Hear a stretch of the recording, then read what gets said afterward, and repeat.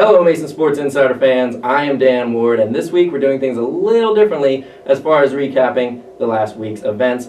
First off, you'll notice, no Tyler Byram here, so it's all me today. Let's have some fun. First thing I'd like to do is start off with a few congratulations. The first one goes out to the men's and women's indoor track and field teams who finished second and third respectively in the A10 Conference Championships this past weekend. They captured 9 individual conference championships and 1 title in the women's 4x400 relay.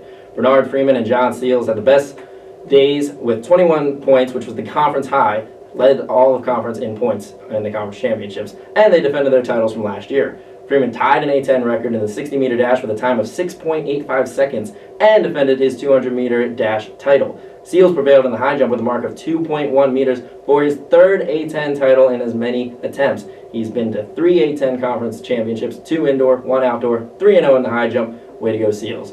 Junior Autry Brown for the women's collected her first indoor conference title by winning the triple jump, and Chantel Richardson had a surprising but a pleasant surprise by winning the long jump.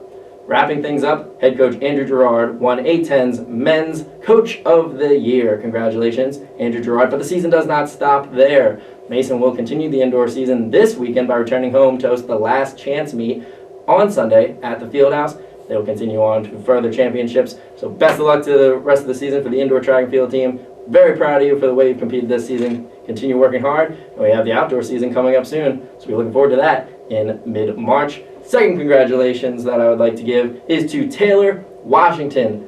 The soccer star for Mason has signed his contract with the Philadelphia Union over the weekend, and he got signed with a lot of praise. Sporting director Ernie Stewart spoke highly of Washington, saying, quote, "He's earned his place on the team, and he exemplifies the type of professionalism we want at our club. He has a bright future and the ability to immediately contribute at such an important position." Of course, that position being defense. Great job, Taylor Washington. Knowing him personally, nobody deserves this more than him. He is an excellent soccer player, but an excellent person as well. Looking forward to a great and successful career for him. All you fans out there, go buy your Philadelphia Union jerseys with Taylor Washington's name on the back. It's a double win. You get to root for Taylor Washington, and you get to root for the great city of Philadelphia. All right, now we're moving on to the rest of the show. We're going to try things a little differently. We have some questions here that we need to answer. So, let's see what we got. The first one, will the men's basketball team play on Thursday? Okay, Thursday, of course, is referencing the 8-10 tournament. The opening round is on Wednesday, March 5th, and the second round is really where the real play starts. That first round is where the bottom 4 teams play each other just to try and compete. Mason, last 2 years, has not been able to get out of that opening round where they've lost to Fordham both times. Currently, they are in that bottom 4, and based on this weekend's results, it doesn't look good that they're going to be out of that bottom 4. What happened this weekend was 2 losses, one to St. Louis, a great game in which they did lose 79-77 in overtime, and they lost to UMass 70-64. However, there were some positives. Both games saw the team fall early and struggle in the first half, but then they came back in the second half. And that is a good sign for things to come, whether it's in the immediate future in the A10 tournament or whether it's in the future for years to come.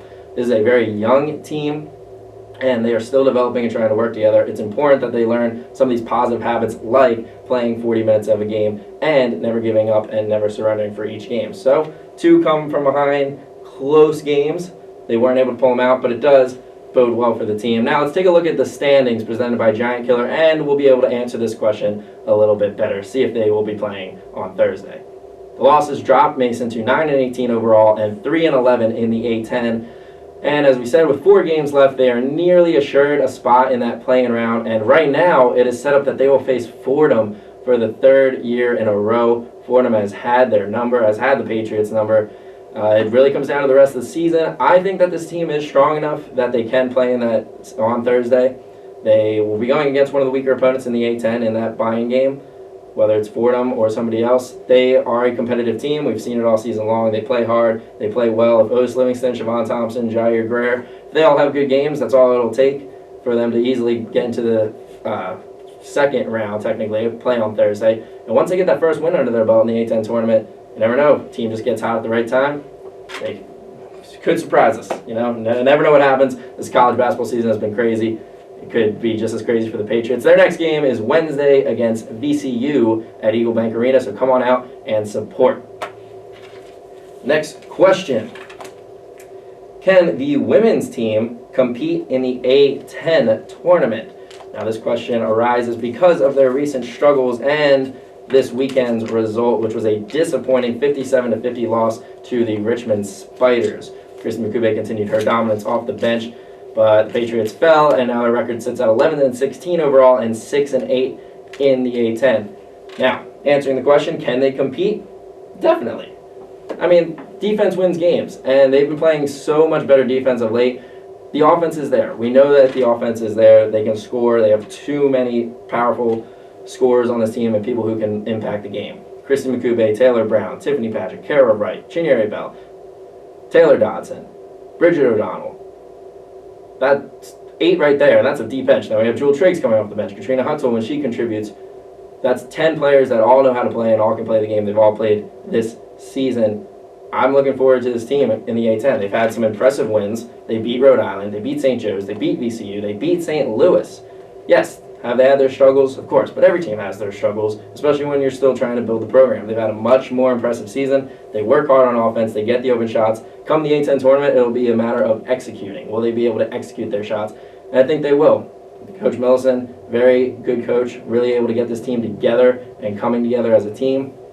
We'll see what they can do, but I like their chances in the A10 tournament. Yes, it was a disappointing loss to Richmond. A win there, then they would be sitting at one game under 500 with 2 to go, so their odds of getting that 500 record in the conference would have been really high. Now they need to win both games to get 500, so we'll see, but I do like their chances. Let's go to their standings presented by Giant Killer, where we can see the team is in 9th place with 2 games remaining, those 2 games being at VCU on Wednesday, and then they'll wrap up the season against George Washington on Saturday.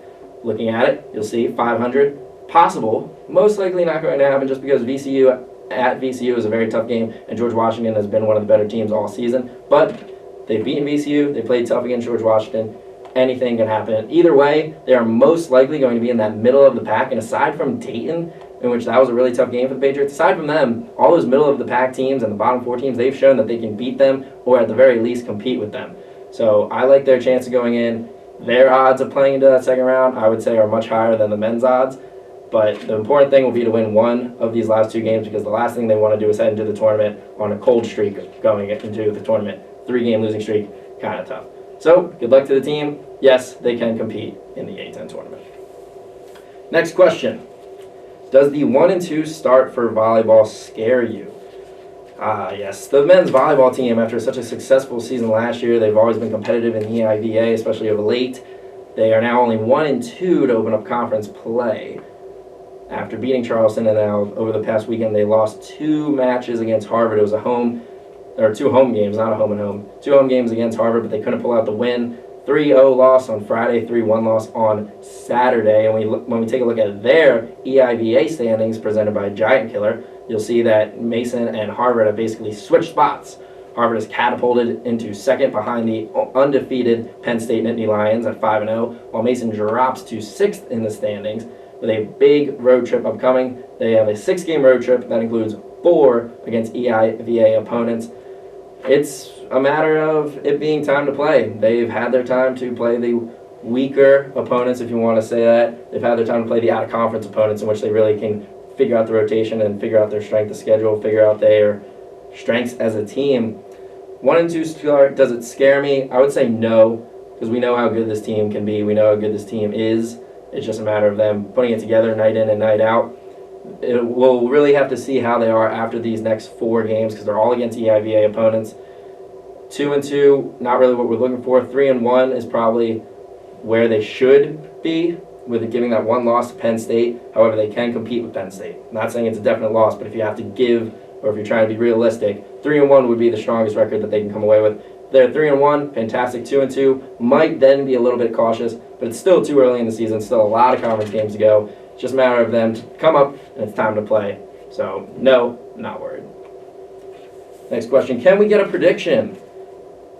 Can we get a prediction for the softball and baseball teams? Their seasons just started up. Softball got started with a tournament at Madera Beach Spring Invitational in sunny Florida.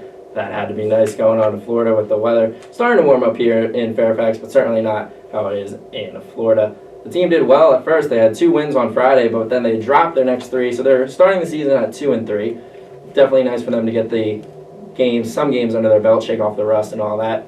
So my prediction, well, I like the softball team. One of their best seasons last year. There's no reason why they can't do the same. 500 overall, 2 games over 500 in conference play. That is my prediction. They were sensational last year. They're going to be an even stronger team this year. I like the way that they're playing. I like the way this team matches up against the rest of the A10. This is a good team. Softball, watch out.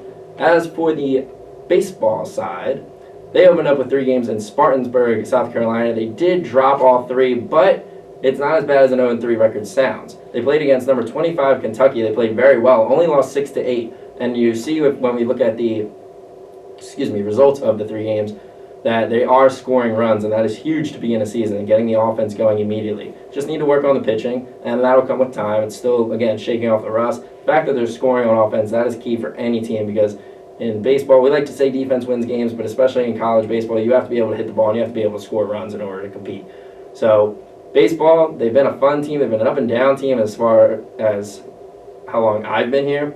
Last 2 seasons, they went from the top to kind of the middle pack. I'd say better than last year, but they're not going to be A10 champions like they were 2 years ago. I'd say they move up in the conference, 6th or 7th spot, but 4 or 5 games over 500 in conference play. And then once it's at that point, you never know what could happen in the A10 tournament. They're a strong team. I like the way that the freshmen played last year, so they have a lot of veteran leadership, and yet they're going to be sophomores. So that's great to see whenever the young guys can really step up. We still have Brandon Gum over there at shortstop, competing in his senior year. Should be a very good team. And when you have Brown at the head coaching position, he's one of the best that there is in college. So he could make a team go from bottom to the top real quick. So baseball team should be a fun season, to say the least. You'll get your first chance at looking at them this Friday. They'll have a 3-game series against Rutgers.